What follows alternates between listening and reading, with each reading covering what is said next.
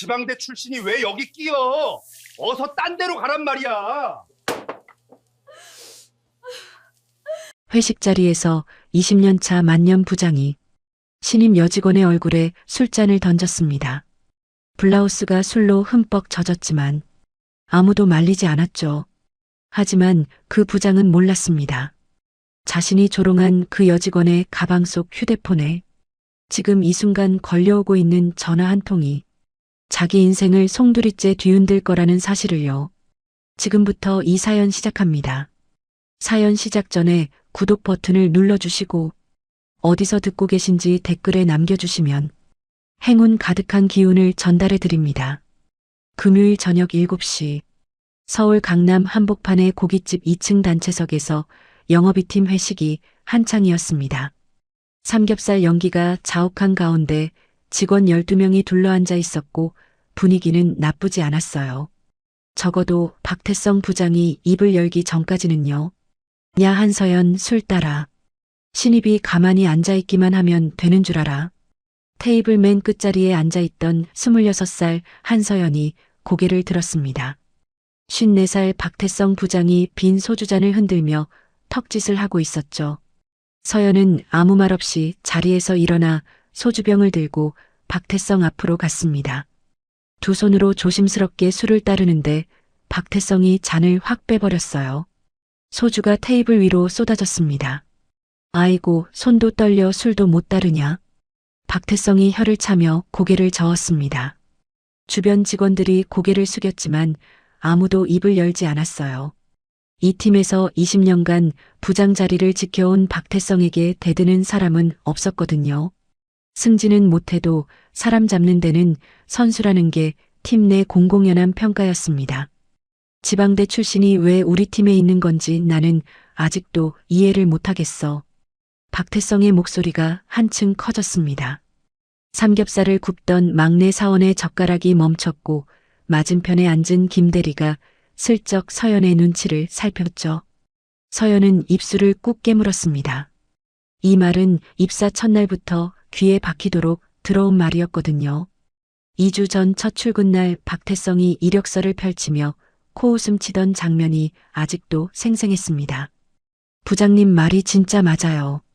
요즘 신입들은 주제 파악을 도통 못하더라고요. 옆자리에서 오미경 차장이 소주잔을 기울이며 거들었습니다. 47살의 오미경은 박태성과 같은 대학 후배로 팀 안에서 늘 그의 편에 섰어요. 둘이 합을 맞추면 누구든 버텨내기 어려웠죠. 서연은 자리로 돌아가 조용히 앉았습니다. 손이 미세하게 떨리고 있었지만 표정은 담담했어요.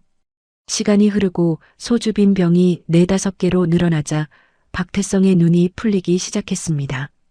취기가 올라올수록 입은 더 거칠어졌죠. 그가 갑자기 서연을 가리키며 목소리를 높였습니다. 야 한서연, 부모가 뭐 하시길래 딸을 겨우 지방대에 보낸 거야. 등록금도 없었나 보지. 식당 안이 조용해졌습니다. 삼겹살 굽는 소리만 지글거렸어요. 서연의 어깨가 딱 굳었습니다. 2주 동안 온갖 모욕을 참아왔지만 부모 이야기가 나오자 가슴 밑바닥에서 뜨거운 무언가가 치밀어 올랐죠. 부모님 이야기는 하지 말아주세요. 서연이 처음으로 입을 열었습니다. 목소리는 낮았지만 또렷했어요. 순간 박태성의 눈이 커졌습니다. 20년간 이 팀에서 자신에게 말대꾸한 사람은 단 한 명도 없었거든요. 뭐 이 신입이 지금 나한테 말대꾸를 하는 거야. 박태성이 벌떡 일어섰습니다. 손에 들고 있던 소주잔이 서연의 블라우스를 향해 날아갔어요. 차가운 술이 가슴팍으로 쏟아져 내렸고 흰 블라우스가 순식간에 젖어버렸습니다. 서연이 숨을 멈췄어요. 직원들의 입이 벌어졌지만 아무도 움직이지 않았습니다. 어머 부장님 옷에 술이 튀었잖아요. 한서연 씨 빨리 닦아드리지 않고 뭐해요. 오미경이 웃음기를 머금은 채 말했습니다. 서연의 젖은 블라우스는 안중에도 없다는 듯이요. 내일부터 출근 안 해도 돼. 내가 인사팀에 말해놓을 테니까 짐이나 싸. 박태성이 턱을 치켜들며 내뱉었습니다. 서연이 젖은 옷깃을 부여잡고 천천히 자리에서 일어났어요. 눈가가 붉어져 있었지만 끝내 눈물은 흘리지 않았습니다. 가방을 들고 식당 문을 향해 걸어가는 서연의 등 뒤로 오미경의 킥킥거리는 웃음소리가 따라붙었죠. 화장실로 들어간 서연이 거울 앞에 섰습니다. 술에 젖은 블라우스를 내려다보다가 이를 악물었어요. 그때 가방 속 휴대폰이 울렸습니다. 화면에 뜬 이름을 본 서연의 눈이 흔들렸죠. 잠시 망설이다 전화를 받지 않고 끊어버렸습니다. 그리고 혼잣말처럼 중얼거렸어요. 괜찮아. 참으면 돼. 스스로 해내겠다고 약속했으니까. 하지만 서연이 끊어버린 그 전화의 주인은 이미 무언가를 감지한 뒤였습니다. 그리고 정확히 30분 뒤 이 식당 앞에 검은 세단 세대가 멈추게 됩니다. 2주 전으로 거슬러 올라갑니다. 한서연이 처음 영업이팀 사무실 문을 열었던 날이었어요. 깔끔한 정장 차림에 긴장한 표정을 감추지 못하던 서연은 팀원들에게 꾸벅 인사를 했습니다. 하지만 돌아온 반응은 차가웠죠. 지방 국립대 경영학과라. 우리 팀에 이런 스펙이 배치된 건 처음이네. 박태성이 서연의 이력서를 펼쳐들고 코웃음을 쳤습니다. 그 한마디에 사무실 공기가 싸늘해졌어요. 옆자리 김대리가 슬쩍 고개를 돌렸고 오미경 차장은 노골적으로 한숨을 내쉬었습니다. 부장님, 요즘 인사팀이 기준이 많이 낮아졌나 봐요. 우리 팀이 무슨 구제센터도 아니고. 오미경의 말에 박태성이 피식 웃었습니다. 서연은 배정받은 자리에 앉아 컴퓨터를 켰어요. 손끝이 차가웠지만 표정은 흔들리지 않았습니다. 사실 서연이 이 회사에 있는 이유를 아는 사람은 세상에 단 2명뿐이었습니다. 서연 자신과 그녀의 아버지였죠. 서연의 아버지는 바로 이 회사의 모기업인 봉그룹의 한정우 회장이었거든요. 고졸 출신으로 맨손에서 시작해 매출 2조 원대 그룹을 일군 입지전적 인물.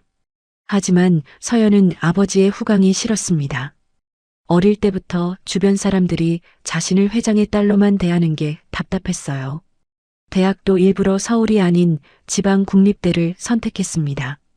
입사 시험도 스스로 준비해서 당당히 합격했죠. 면접관 누구도 그녀가 한정우 회장의 외동딸이라는 사실을 몰랐어요. 서연이 아버지에게 한 가지 약속을 받아냈기 때문입니다. 절대 자신의 신분을 회사에 알리지 말아달라는 약속이었죠. 한정우 회장은 반대했지만 딸의 고집을 꺾지 못했습니다. 첫날부터 서연에게 주어진 업무는 팀의 핵심 프로젝트가 아니었습니다. 복사 서류 정리와 커피 심부름이 전부였어요. 박태성의 지시는 노골적이었죠. 야, 한서연, 커피. 아메리카노 얼음 적게. 그것도 못하면 진짜 쓸모가 없는 거야. 하루에 5번 반복되는 호출에도 서연은 군말 없이 움직였습니다. 점심시간에는 팀원들과 따로 밥을 먹어야 했어요. 오미경이 대놓고 선을 그었거든요. 우리끼리 가자. 한서연 씨는 아직 분위기 파악이 안 됐으니까 혼자 먹어요. 서연은 매일 편의점 삼각김밥으로 점심을 때웠습니다. 김대리가 한 번은 조심스럽게 물었어요. 한서연 씨 괜찮아요. 너무 심하면 인사팀에 이야기해도 되는데. 서연이 고개를 저으며 미소 지었습니다. 괜찮다는 그 웃음이 오히려 김대리의 마음을 무겁게 만들었죠. 서연은 알고 있었습니다. 자신이 인사팀에 이야기하는 순간 아버지의 귀에 들어갈 거라는 거요. 그러면 모든 게 끝이었어요. 그날 오후 박태성이 서연의 자리에 서류 뭉치를 던지며 말했습니다. 이거 오늘까지 다 정리해. 야근해서라도 끝내놔. 지방대 출신은 몸이라도 부지런해야지. 퇴근 후 서연은 회사 근처 허름한 원룸으로 돌아왔습니다. 강남 한복판 오피스텔이 아니라 보증금 500만 원짜리 반지하였어요. 재벌가 외동딸이 반지하에 사는 이유는 단순했습니다. 자기 힘으로 번 돈만 쓰겠다는 고집이었죠. 좁은 방 침대에 앉아 휴대폰을 꺼냈습니다. 아버지에게 전화를 걸었어요. 신호음 한 번만에 전화가 연결됐습니다. 62세의 한정우 회장은 딸의 전화를 단 한 번도 놓친 적이 없었거든요. 아버지, 저 첫 출근 잘했어요. 다들 친절하게 대해줘서 걱정 마세요. 거짓말이었습니다. 하지만 서연은 웃으며 말했어요. 수화기 너머로 굵은 목소리가 뭔가를 물었지만 서연은 밝은 톤을 유지했죠. 정말이에요, 아버지. 약속했잖아요. 저 스스로 해볼게요. 믿어주세요. 전화를 끄는 서연의 눈가가 살짝 붉어져 있었습니다. 하지만 이내 고개를 들고 내일 출근 준비를 시작했어요. 내일도 커피 심부름부터 시작이겠지만 서연은 개의치 않았습니다. 이때만 해도 서연은 몰랐습니다. 아버지 한정호 회장이 전화를 끊자마자 수행비서 최준혁을 불러 은밀한 지시를 내렸다는 사실을요. 딸의 회사 생활을 절대 방해하지 말대 상황은 매일 보고하라는 명령이었죠. 최준혁은 그날부터 서연이 모르는 곳에서 조용히 그림자처럼 움직이기 시작했습니다. 입사 2주차에 접어들자 서연은 처음으로 팀 프로젝트에 투입됐습니다.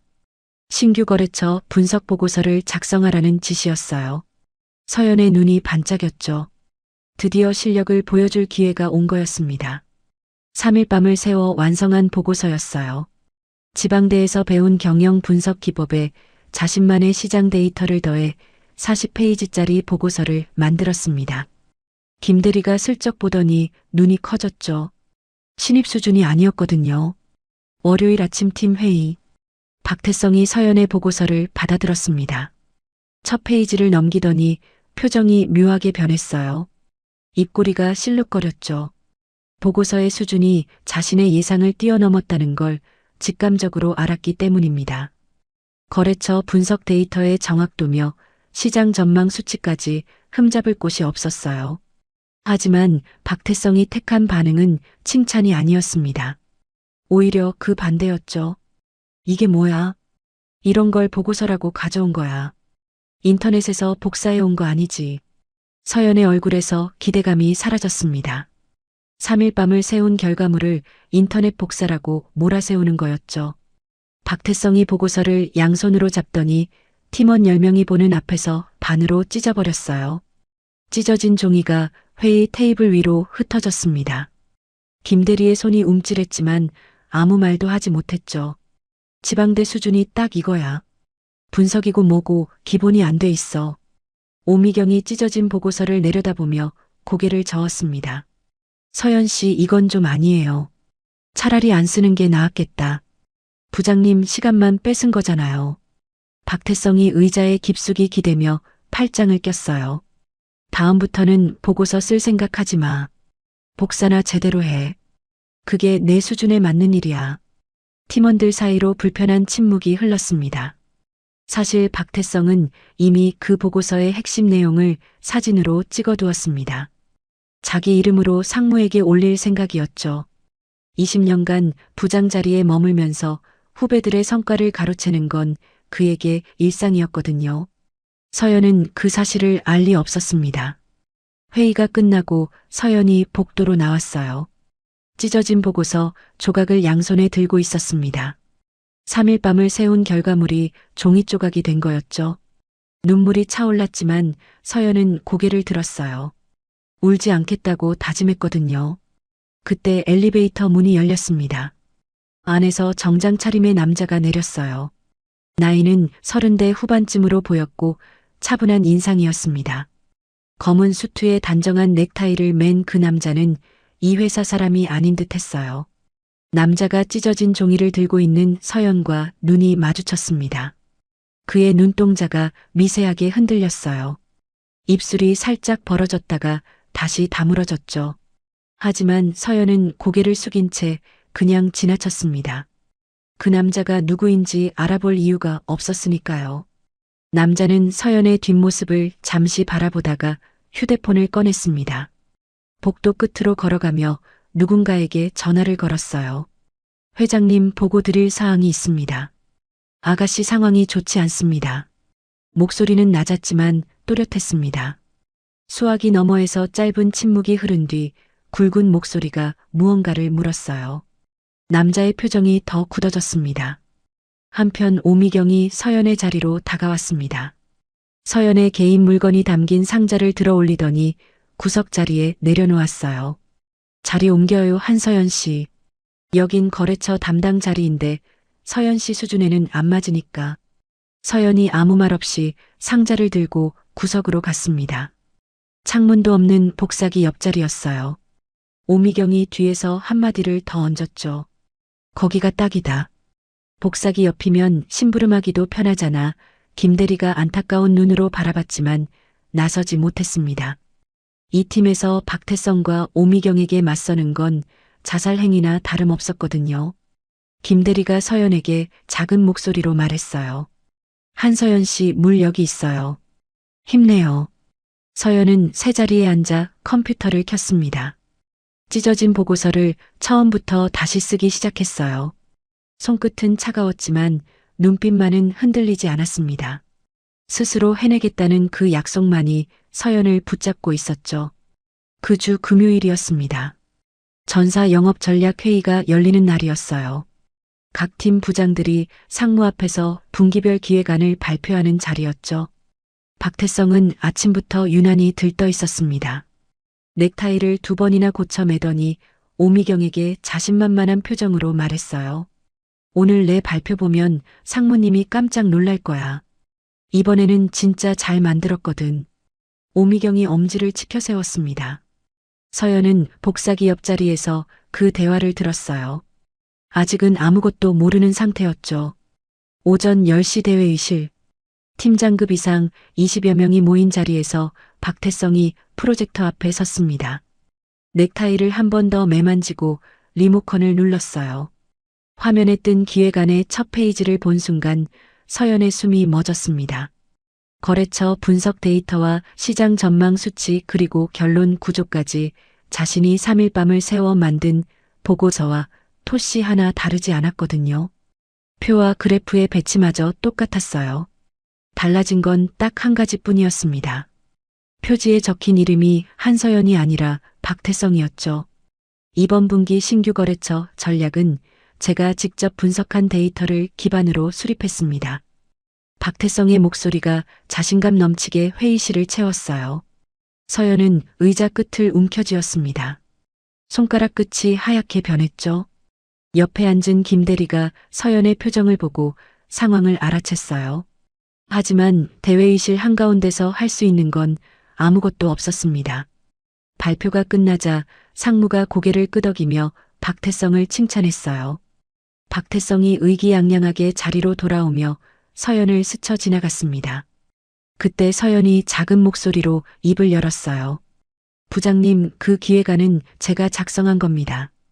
회의실이 순간 조용해졌습니다. 박태성이 걸음을 멈추고 천천히 고개를 돌렸어요. 눈빛이 차가웠죠. 뭐라고 지금 나한테 누명을 씌우는 거야? 내가 무슨 기획을 해? 지방대에서 기획을 가르쳐 주던 목소리가 회의실 전체에 울려 퍼졌습니다. 다른 팀 사람들의 시선이 서연에게 쏠렸어요. 오미경이 재빠르게 가세했죠. 부장님 말씀이 맞아요. 한서연 씨는 아직 복사도 제대로 못하는 신입이에요. 기획안이라니 말도 안 되죠. 서연의 입술이 떨렸습니다. 증거가 없었어요. 원본 보고서는 박태성이 회의실에서 찢어버렸고 종이 조각은 이미 쓰레기통으로 들어간 뒤였습니다. 파일은 자신의 컴퓨터에만 남아 있었지만 지금 이 자리에서 노트북을 켜서 증명할 수는 없었어요. 20여 명의 시선이 자신을 향하고 있었고 그중 절반은 의심의 눈초리였습니다. 신입이 부장에게 덤빈다는 인상만 남을 게 뻔했죠. 죄송합니다. 제가 착각했습니다. 서연이 고개를 숙였어요. 그 순간 서연의 눈에 처음으로 분노가 서렸습니다. 참을 수 있는 건 참겠지만 이건 도둑질이었거든요. 회의실을 나서는 서연의 주먹이 꽉 쥐어져 있었습니다. 회의가 끝난 뒤 박태성이 서연의 자리로 다가왔어요. 낮은 목소리로 속삭이듯 말했습니다. 다시 한번 그따위 소리 하면 그날로 짐 싸는 줄 알아. 여기서 잘리면 지방대 출신이 갈 데가 있을 것 같아. 서연은 아무 말하지 않았습니다. 고개를 돌려 모니터를 바라봤어요. 화면에는 아무것도 띄워져 있지 않았지만 서연의 눈에는 무언가가 타오르고 있었죠. 그날 저녁 퇴근길에 서연은 결심했습니다. 더 이상 당하고만 있지는 않겠다고요. 방법은 아직 모르지만 이대로 무너지지는 않겠다는 각오였어요. 다만 서연이 몰랐던 사실이 하나 있었습니다. 오늘 대회의실 뒷줄 구석에 앉아 이 모든 장면을 처음부터 끝까지 지켜본 사람이 있었다는 거예요. 방문자 출입증을 목에 건 그 사람은 발표가 끝나자마자 조용히 회의실을 빠져나갔습니다. 복도를 걸으며 휴대폰을 꺼내드는 그의 손이 미세하게 떨리고 있었어요. 일주일이 더 흘렀습니다. 박태성의 기획안은 상무에게 호평을 받았고 덕분에 영업이 팀 전체 회식이 잡혔어요. 금요일 저녁 강남의 고깃집 2층 단체석이었습니다. 박태성은 아예 양복을 새로 맞춰 입고 왔어요. 기분이 하늘을 찌를 듯 했거든요. 남의 기획안으로 받은 칭찬이라는 건 까맣게 잊은 모양이었습니다. 서연은 테이블 맨 끝자리에 앉았어요. 회식 자리에서도 서연의 위치는 늘 구석이었죠. 오미경이 자리를 배정하면서 대놓고 말했거든요. 서연 씨는 끝에 앉아요. 고기 굽는 건 신입이 하는 거니까. 서연이 고개를 끄덕이고 집게를 들었습니다. 삼겹살을 뒤집는 서연의 손등에 기름이 튀었지만 아무도 신경 쓰지 않았어요. 소주가 돌기 시작하자 박태성의 목소리가 점점 커졌습니다. 야, 한서연, 이리 와서 술 따라. 오늘 내가 기분이 좋으니까 한 잔 받아. 서연이 소주병을 들고 다가갔어요. 박태성의 잔에 술을 따르자 박태성이 서연의 잔에도 가득 채웠습니다.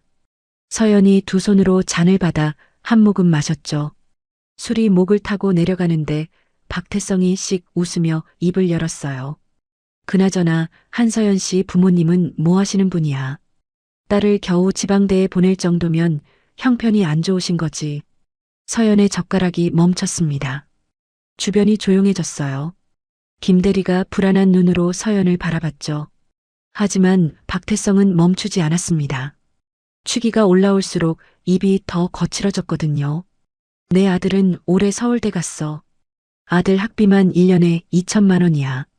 그 정도는 투자해야 자식이 제대로 크는 건데 서연 씨 부모님은 그런 여력이 없었나 봐. 오미경이 소주잔을 기울이며 킥킥 웃었습니다. 부장님, 그래도 서연 씨가 불쌍하잖아요. 부모 잘못 만난 게 죄는 아니니까요. 불쌍하다는 말이 서연의 가슴을 찔렀어요. 이를 악물었습니다. 2주 동안 모든 모욕을 참아왔지만 부모를 끌어들이는 건 차원이 달랐죠. 서연은 소주잔을 내려놓으며 입을 열었습니다. 부모님 말씀은 하지 마세요.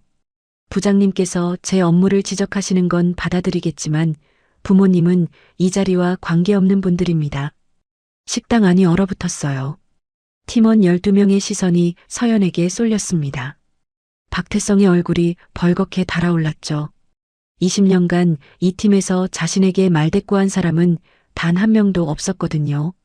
하물며 신입이 공개석상에서 반박하다니 자존심이 완전히 구겨진 겁니다. 뭐 이 신입이 지금 나한테 말대꾸를 하는 거야.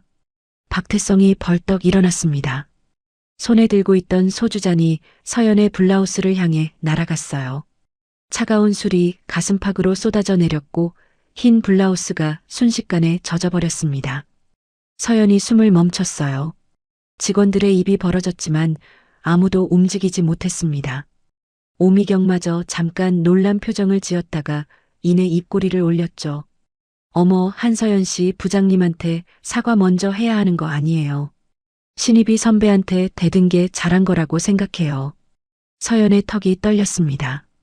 젖은 블라우스를 부여잡고 천천히 자리에서 일어났어요. 눈가가 붉어져 있었지만 끝내 눈물은 흘리지 않았습니다. 가방을 집어들고 식당 문을 향해 걸어갔죠. 등 뒤로 박태성의 고함이 쫓아왔어요. 내일부터 출근하지 마. 월요일에 인사팀에 내해고 서류 올린다. 문이 닫혔습니다. 서연이 화장실로 들어가 거울 앞에 섰어요. 술에 젖은 블라우스를 내려다봤습니다. 손이 떨렸죠. 그때 가방 속 휴대폰이 진동했어요. 화면을 본 서연의 눈이 흔들렸습니다. 잠시 망설이다 전화를 끊었어요. 그리고 정확히 30분 뒤 이 식당의 분위기는 완전히 뒤집어지게 됩니다. 시간을 30분 전으로 돌립니다.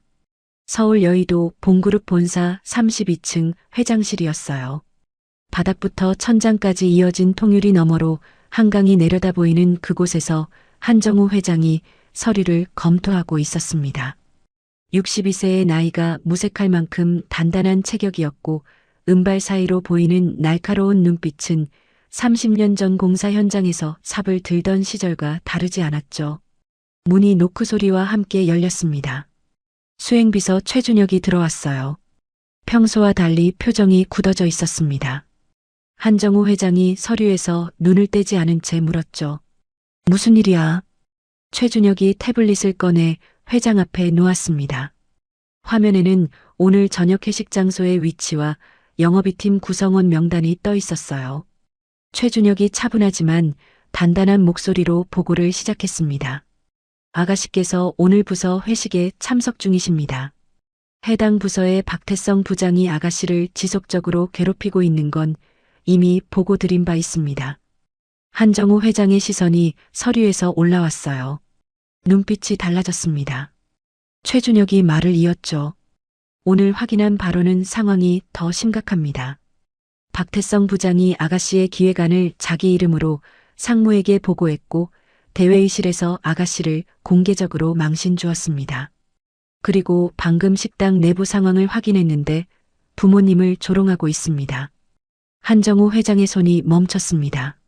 서류를 내려놓는 동작이 천천히 이루어졌어요. 30년간 사업을 하면서 수많은 위기를 넘겼지만 딸에 관한 이야기만큼은 한정우를 다른 사람으로 만들었거든요. 부모를 조롱한다고.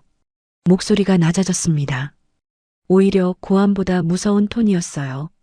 최준혁은 그 목소리를 10년간 3번밖에 들어본 적이 없었습니다. 3번 모두 누군가의 인생이 끝장난 날이었죠. 한정우 회장의 눈앞에 30년 전 기억이 스쳤어요. 건설 현장 인부 시절 원청 소장에게 고졸이라고 무시당하며 안전모를 벗겨 던져진 날이었습니다. 그때의 수치심을 지금 자기 딸이 똑같이 당하고 있는 거였죠. 서연이가 참고 있나? 내 아가씨께서 한 차례 항의하셨으나 박 부장이 술잔을 던졌습니다. 아가씨의 옷이 젖은 상태입니다. 한정우 회장이 의자에서 일어섰습니다. 양복 재킷을 집어들며 최준혁을 바라봤어요. 말이 필요 없었습니다. 최준혁은 이미 움직이고 있었죠. 차 준비하겠습니다. 3분 뒤 본사 지하 주차장에서 검은 제네시스 세단 세대가 나란히 출발했습니다. 선두 차량에 최준혁이 탔고 두 번째 차량에 한정우 회장이 탔어요. 세 번째 차에는 법무팀 소속 변호사 2명이 동승했습니다. 여의도에서 강남까지 금요일 저녁 도로는 막혀 있었지만 운전기사는 능숙하게 차선을 바꾸며 달렸어요. 한정우 회장은 뒷좌석에서 창밖을 바라보고 있었습니다. 아무 말이 없었죠. 하지만 무릎 위에 놓인 주먹이 하얗게 변해 있었어요. 고졸 출신이라 학벌 때문에 무시당한 건 자신도 수없이 겪어본 일이었거든요. 은행에서 대출을 거절당하고 대기업 회의에서 명함을 바닥에 던져진 적도 있었습니다. 그때마다 이를 악물고 실력으로 증명했어요. 맨손에서 시작해 2조 원대 그룹을 만든 건 학벌이 아니라 실력이었습니다. 그런데 딸이 지금 같은 이유로 모욕당하고 있었어요. 그것도 자기 회사 직원에게요. 강남 고깃집 앞 골목에 검은 세단 세대가 멈춰 섰습니다. 최준혁이 먼저 차에서 내렸어요. 뒤따라 한정우 회장이 내렸습니다. 정장 차림의 변호사 2명도 뒤를 따랐죠. 식당 2층으로 올라가는 계단 앞에서 최준혁이 한 발 앞서 문을 열었습니다. 안에서 웃음소리와 고함소리가 뒤섞여 흘러나왔어요. 한정우 회장이 한 걸음을 내디뎠습니다. 30년 만에 처음으로 자신이 직접 움직이는 밤이었어요. 식당 2층 문이 열렸습니다. 박태성은 아직 흥분이 가시지 않은 채 오미경과 술잔을 부딪히고 있었어요. 서연이 나간 뒤 분위기는 오히려 편해졌거든요. 눈치 보이는 신입이 사라지니 마음 놓고 떠들 수 있었죠.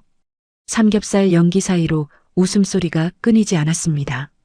부장님 서연이 그 꼴 보셨어요? 울 것 같은 표정이 진짜 웃기더라고요. 오미경이 킥킥 웃으며 고기를 집었습니다. 박태성이 소주를 한 잔 더 들이키며 콧방귀를 뀌었어요. 지방대가 어디서 기어 올라온 거야? 월요일에 바로 정리해버려야지. 바로 그때 계단 쪽에서 구두 소리가 들렸어요. 박태성이 고개를 돌렸습니다. 검은 수트를 입은 남자가 단체석 입구에 서 있었어요. 30대 후반의 단정한 인상이었죠. 박태성은 그 남자를 한 번도 본 적이 없었습니다. 뭐야, 당신 누구야? 여기 단체석인데. 박태성이 손을 흔들며 쫓아내듯 말했어요. 남자는 미동도 하지 않았습니다. 대신 시선을 천천히 테이블 위로 옮겼어요. 빈 소주병들 사이로 서연이 앉았던 자리가 보였죠. 의자에 술자국이 남아 있었습니다. 남자의 눈빛이 차갑게 변했어요. 그때 남자 뒤로 누군가가 나타났습니다. 은발에 검은 양복을 입은 60대 남성이었어요. 체격이 단단했고 걸음걸이에서 범상치 않은 위엄이 풍겼죠. 식당 직원 2명이 허리를 90도로 숙이며 길을 터줬습니다. 뒤에는 정장 차림의 남녀 2명이 서류 가방을 들고 서 있었어요. 먼저 들어온 남자가 자리에서 일어선 서연을 발견했습니다. 화장실에서 나온 서연이 계단 옆에 서 있었거든요. 젖은 블라우스를 양손으로 잡고 있었죠. 남자가 서연에게 다가가 정중하게 90도로 허리를 숙였습니다. 아가씨 괜찮으십니까? 식당이 얼어붙었어요. 김대리의 젓가락이 떨어졌고 오미경의 입이 벌어졌습니다. 박태성이 눈을 가늘게 뜨며 비웃었어요. 뭐야, 이 여자 남자친구야. 남자친구 불러서 한판 뜨겠다 이거야. 남자가 천천히 몸을 돌렸습니다. 박태성을 정면으로 바라봤어요. 눈빛에 온기는 없었습니다. 차갑고 정확한 목소리가 식당을 울렸어요. 저는 봉그룹 회장님 수행비서 최준혁입니다. 박태성의 웃음이 멈췄습니다. 봉그룹이라면 이 회사의 모기업이었거든요. 계열사 17개를 거느린 매출 2조 원대 그룹의 회장 수행비서가 금요일 저녁에 이 고깃집까지 찾아온 거였어요. 머리가 빠르게 돌아갔지만 아직 핵심을 깨닫지 못했죠. 설마가 사람 잡는다는 걸 박태성은 몰랐습니다. 봉그룹 비서가 왜 여기까지 온 거야? 무슨 일인데? 최준혁이 한 발 앞으로 다가섰습니다. 서연의 젖은 블라우스를 한번 내려다보고 다시 박태성을 응시했어요. 지금 부장님께서 술잔을 던지시고 해고를 통보하신 이분은 한정우 회장님의 외동딸이십니다. 세상이 멈춘 것 같았습니다. 박태성의 얼굴에서 핏기가 빠져나갔어요. 하얗다 못해 잿빛이 됐죠. 오미경의 손에서 소주잔이 미끄러져 테이블 위에서 깨졌습니다. 팀원들이 동시에 숨을 들이마셨어요. 김대리가 두 손으로 입을 막았죠. 2주 동안 복사기 옆에서 커피 심부름을 시키고 보고서를 찍고 술잔을 던졌던 그 신입 여직원이 봉그룹 회장의 외동딸이었습니다. 서연이 고개를 숙였어요. 이렇게 드러나는 건 원하지 않았거든요. 하지만 이미 돌이킬 수 없는 상황이었습니다. 바로 그 순간 은발의 남자가 단체석 안으로 들어왔습니다. 한정우 회장이었어요. 서연의 젖은 블라우스를 본 회장의 눈빛이 순간적으로 타올랐습니다. 30년 사업 인생에서 수많은 배신과 위기를 겪었지만 딸의 젖은 옷을 보는 순간만큼 분노가 치민 적은 없었어요. 하지만 목소리는 오히려 더 낮아졌습니다. 불길 직전의 고요함 같았죠. 내가 내 딸한테 술잔을 던진 사람이야. 박태성의 다리가 풀렸습니다. 의자에서 미끄러지듯 바닥으로 내려앉았어요. 20년간 부장 자리를 지키며 아래 사람들을 짓밟던 그 위세는 흔적도 없이 사라졌습니다. 이제 이 식당에서 가장 낮은 사람은 박태성이었어요. 한정우 회장이 서연에게 다가갔습니다. 양복 재킷을 벗어 딸의 젖은 어깨 위에 걸쳐 주었어요. 서연의 눈가가 붉어졌지만 울지는 않았습니다. 아버지, 저 괜찮아요. 이렇게까지 안 오셔도 됐는데. 한정우 회장이 딸의 얼굴을 바라봤습니다. 잠시 침묵이 흘렀어요. 그리고 낮지만 단단한 목소리로 말했죠. 내가 참는 건 성장이지만 내가 맞는 건 내가 못 참는다. 서연의 입술이 떨렸습니다. 이 한마디에 2주 동안 참아왔던 모든 감정이 올라왔거든요. 하지만 서연은 고개를 끄덕였어요. 한정우 회장이 천천히 박태성을 향해 몸을 돌렸습니다. 바닥에 주저앉은 박태성의 얼굴은 땀으로 범벅이었어요. 입술이 파르르 떨리고 있었죠. 20년간 부장 자리에서 아랫사람들을 호령하던 위엄은 한 줌의 재처럼 흩어졌습니다. 회 회장님 정말 몰랐습니다. 제가 눈이 멀었습니다. 한 번만 용서해 주십시오. 박태성이 이마를 바닥에 찌으며 사과했어요. 옆에서 오미경도 무릎을 꿇었습니다. 얼굴이 하얗게 질려 있었죠. 한정우 회장은 그 모습을 무표정하게 내려다봤어요. 그리고 담담하게 입을 열었습니다. 20년 동안 부장이면 실력이 없는 거고 그 실력 없는 게 부끄러워서 남의 자식 학벌을 깔본 거지. 내 밑에서 얼마나 많은 사람이 당했을까 생각하니 치가 떨린다. 박태성이 고개를 더 숙였어요. 할 말이 없었습니다. 사실이었거든요. 회장이 뒤에 서 있던 정장 차림의 남녀를 바라봤습니다. 법무팀 변호사들이었어요. 이 사람 기획안 도용건 증거 확보해서 업무상 횡령으로 고소 진행하고 직장 내 괴롭힘은 근로기준법 위반으로 별도 조치해.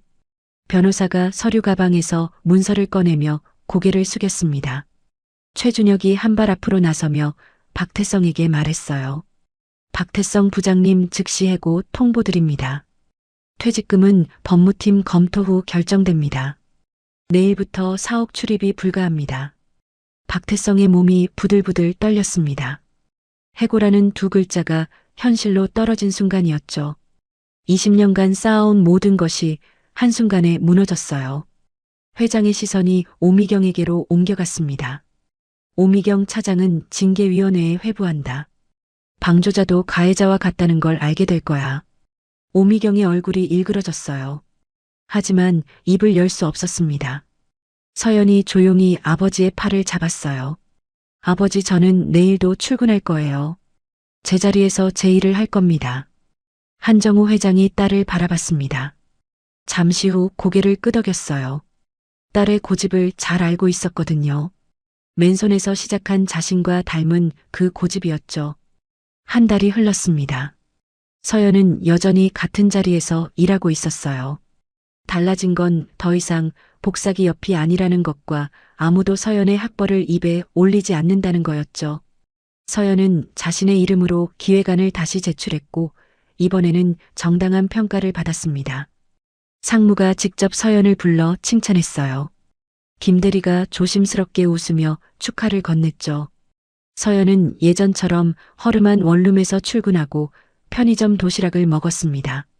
달라진 건 아무것도 없었어요. 다만 이제는 아무도 그 모습을 보고 깔보지 않았습니다.